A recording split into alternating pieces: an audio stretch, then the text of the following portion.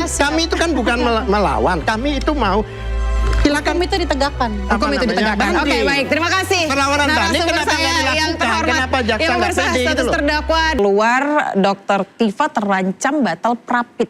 Seperti apa Mbak Karina dulu mungkin? Dari saya pribadi sih gini.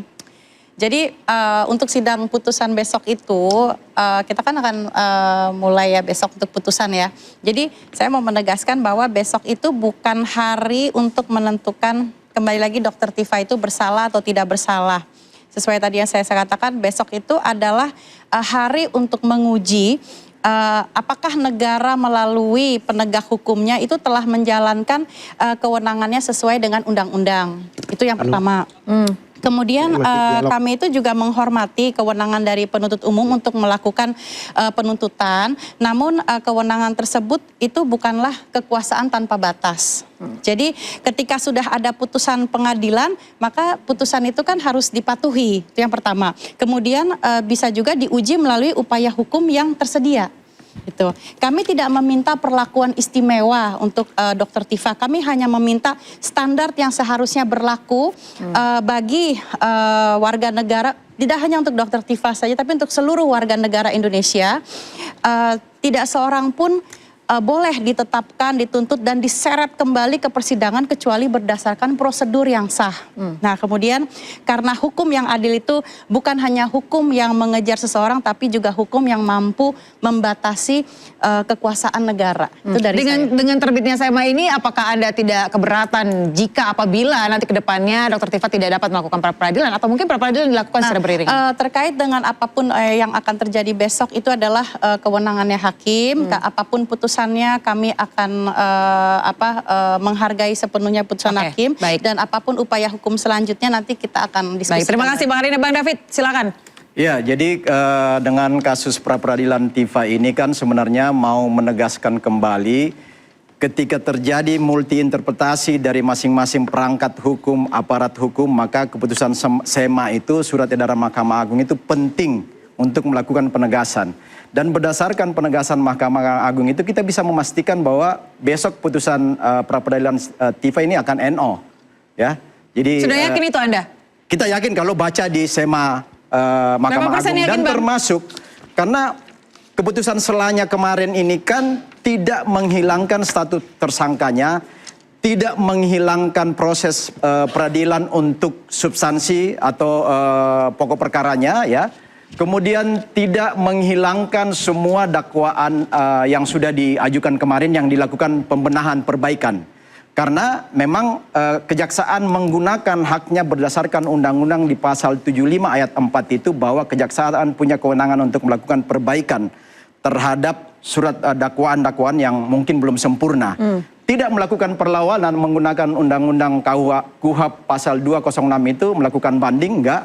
Karena lebih mudah dan cepat kalau melakukan perbaikan. Dan di dalamnya prosesnya ini lebih ringan dan sekarang kan akan berlanjut terus proses dalam pokok perkaranya. Jadi keputusan pra-peradilan besok ini nggak mempengaruhi apa-apa dan Tifa tetap dalam status sebagai tersangka. Karena sebenarnya dari pihak Pak Jokowi juga ingin pokok perkara segera dilakukan. Pak Jokowi ingin masuk dalam pokok perkara untuk membuktikan dan menunjukkan ijazah beliau. Beliau menunggu sekarang pemanggilan itu. Makanya beliau sangat berharap cepat-cepatlah persidangan pokok perkara yang dilaksanakan supaya beliau hadir dengan ijazah asli yang ditunjukkan. Oke, silakan Mbak Katiri. Iya, memang selalu membuat prediksi-prediksi yang tidak jelas. Kelompok dari sana ya. Seperti contohnya P21 ya kan. Oh hari Jumat besok P21. Wah itu konvensi pers. Ini 1,5 tahun nggak P21. Kemudian oh pasti ditahan. Bahkan kepolisian didatangi untuk menahan. Ternyata tidak ditahan. Jadi prediksi-prediksi ini udah biasa gitu loh. Bukan cuma baru pertama kali. Kemarin juga gitu. Ternyata kita punya perlawanan diterima oleh hakim. Jadi banyak prediksinya zong. Ya, walaupun seperti Cenayang ya, seolah-olah tahu masalah depan, oh besok begini. Tapi faktanya itu zong. Itu fakta, ya kan? Kemudian satu hal lagi yang perlu saya tekankan, bahwa dalam pengadilan ini, ya kan, dalam pra-peradilan ini, itu adalah sesuatu yang sudah diterima oleh semua pihak.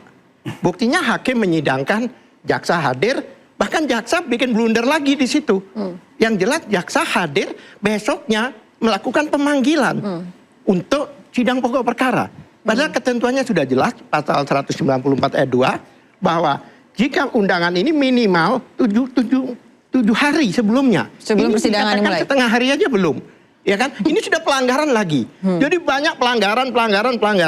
Makanya kami itu hanya mengoreksi. Sama sekali bukan untuk kepentingan Tifa. Nggak ada Tifa minta bebas, tidak ada. Nggak ada. Kalau Tifa dibilang penakut, uang ditanya mulai dari kepolisian, apakah mau restorasi? Enggak. Setiap persidangan Apakah mau hadir. minta maaf? Tidak.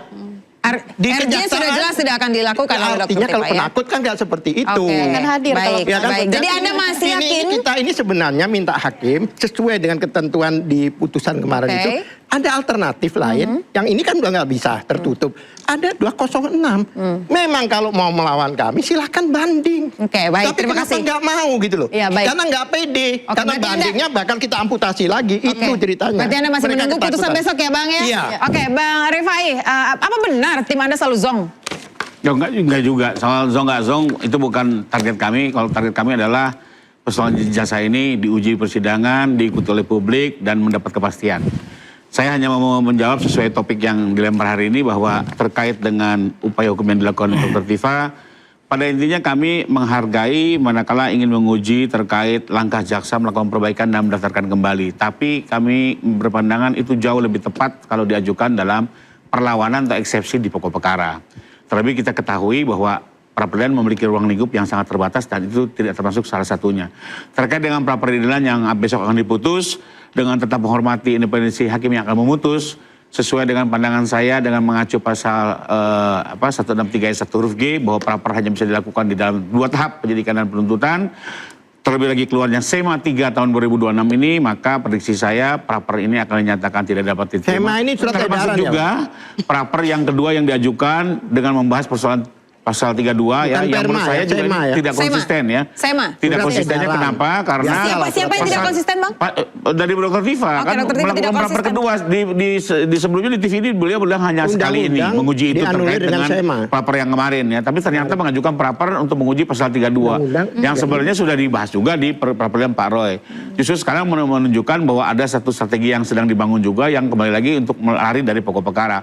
Tapi kembali lagi dengan adanya SEMA ini, maka praper kedua tersebut juga tidak akan menghentikan pokok perkara dan ujung-ujungnya akan dinyatakan tidak dapat diterima Nah, ya. Jadi nah, sekali yang lagi saya lagi. mengapresiasi Bahwa Dr. Tifa tidak SEMA yang pernah dikeluarkan melarikan oleh diri dari pokok perkara. Mahkamah Agung dan kita tinggal lihat besok seperti apa pengadilan akan menegakkan putusannya dengan suatu kewibawaan.